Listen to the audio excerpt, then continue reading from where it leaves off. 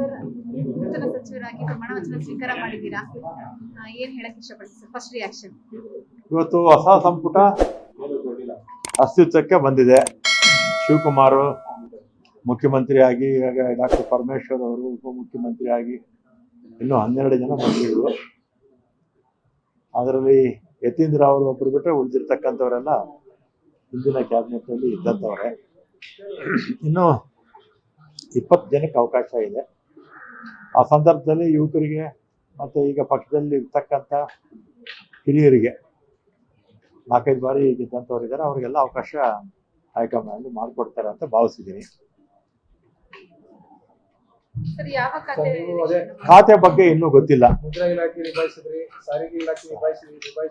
ಎಲ್ಲ ಇಲಾಖೆಗಳು ಹಿಂದೆ ವಿದ್ಯಾ ಇಲಾಖೆನಲ್ಲೂ ಇದೆ, ಹೋಮ್ ಇದೆ, ಬೆಂಗಳೂರು ಡೆವಲಪ್ಮೆಂಟ್ ಇದೆ, ಆಮೇಲೆ ಫುಡ್ ಆ್ಯಂಡ್ ಸಿವಿಲ್ ಸಪ್ಲೈಸ್ ಇದೆ.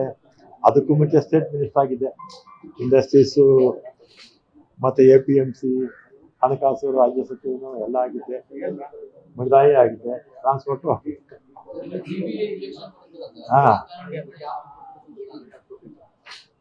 ಈಗ ನಾನು ಈ ಮಂತ್ರಿ ಆಗೋದಕ್ಕೂ ಲಾಬಿ ಮಾಡಲ್ಲ ಅಂತ ನಿಮಗೂ ಚೆನ್ನಾಗಿ ಗೊತ್ತು ಅಲ್ವಾ. ಪೋರ್ಟ್ಫೋಲಿಯೋಗೂ ಲಾಬಿ ಮಾಡಕ್ ಹೋಗಲ್ಲ ಅಂತ ಎಲ್ರಿಗೂ ಗೊತ್ತಿರ್ತಕ್ಕಂಥದ್ದೇ. ಆದರೆ ನನ್ನ ಸೀನಿಯಾರಿಟಿಗೆ ತಕ್ಕ ಯಾವ್ದನ್ನ ಕೊಡಿ ಅಂತ ಕೊಡ್ಲಿ ಅಂತ ಅಷ್ಟೇ, ಕೊಡಿ ಅಂತ ಕೇಳೋಕೆ ಯಾರಲ್ಲೂ ಕೇಳಿಲ್ಲ. ಹೌದು, ಅದು ಹೋದ್ಸಲಿ, ಅದು ಹೋದ್ಸಲಿ, ಅದು ನಾನು 8 ಸಲ ಗೆದ್ದಿದ್ರು ಕೂಡ ಇದೆ. ಲಾಸ್ಟ್ ಟೈಮ್ ಟ್ರಾನ್ಸ್ಪೋರ್ಟೇ ಮತ್ತೆ ಅದನ್ನ ಮೊದಲು ಮಾಡಿದ್ನಲ್ಲ 4 ವರ್ಷ 4 ತಿಂಗಳು, ಅದರಿಂದ ಮತ್ತೆ ಅದನ್ನೇ ಕೊಟ್ಟರು ಅಂತ ಬೇಸರ ಆಗಿತ್ತು ಅಷ್ಟೇ. ಈಗ ಅವಕಾಶ ಇದೆಯಲ್ಲ, ನೋಡೋಣ ಏನ್ ಮಾಡ್ತಾರೆ. ಎಲ್ಲ ಇಲಾಖೆನಲ್ಲೂ ಚೆನ್ನಾಗಿ ಕೆಲಸ ಮಾಡಿದ್ದೀನಿ ಅನ್ನೋ ಸಂತೃಪ್ತಿ ನನಗಿದೆ. ಅದು ಸಣ್ಣದಿರ್ಲಿ ದೊಡ್ಡದಿರ್ಲಿ.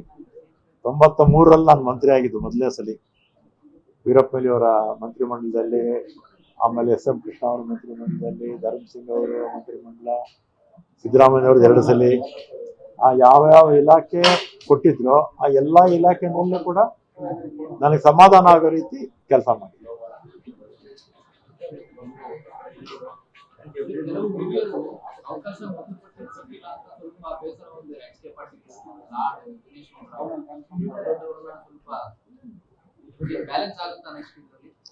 ಸಹಜವಾಗಿ ಬೇಸರ ಆಗಿರುತ್ತೆ. ಅಂದರೆ ಇನ್ನು ಮುಂದಕ್ಕೆ ಇನ್ನೂ 20 ಸ್ಥಾನ ಇದೆಯಲ್ಲ, ಅದನ್ನು ನೋಡಿಕೊಂಡು ಹೊಸಬರು ಹಳಬರು ಎಲ್ಲ ನೋಡಿಕೊಂಡು ಹೈಕಮಾಂಡ್, ನಮ್ಮ ಮುಖ್ಯಮಂತ್ರಿಗಳು, ಮಾಜಿ ಹಾಲಿ ಅವರೆಲ್ಲ ತೀರ್ಮಾನ ತಗೊಂಡು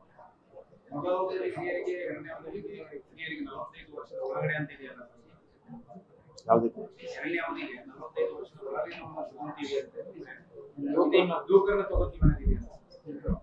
ಯುವಕರಿಗೂ ಅವಕಾಶ ಕೊಡ್ತಾರೆ. ನಾವೆಲ್ಲ ಫಸ್ಟ್ ಟೈಮ್ ಮಿನಿಸ್ಟರ್ ಆದಾಗ ನಮಗೆಲ್ಲ 40 ಒಳಗೆ ಇದ್ವಿ ನಾವು.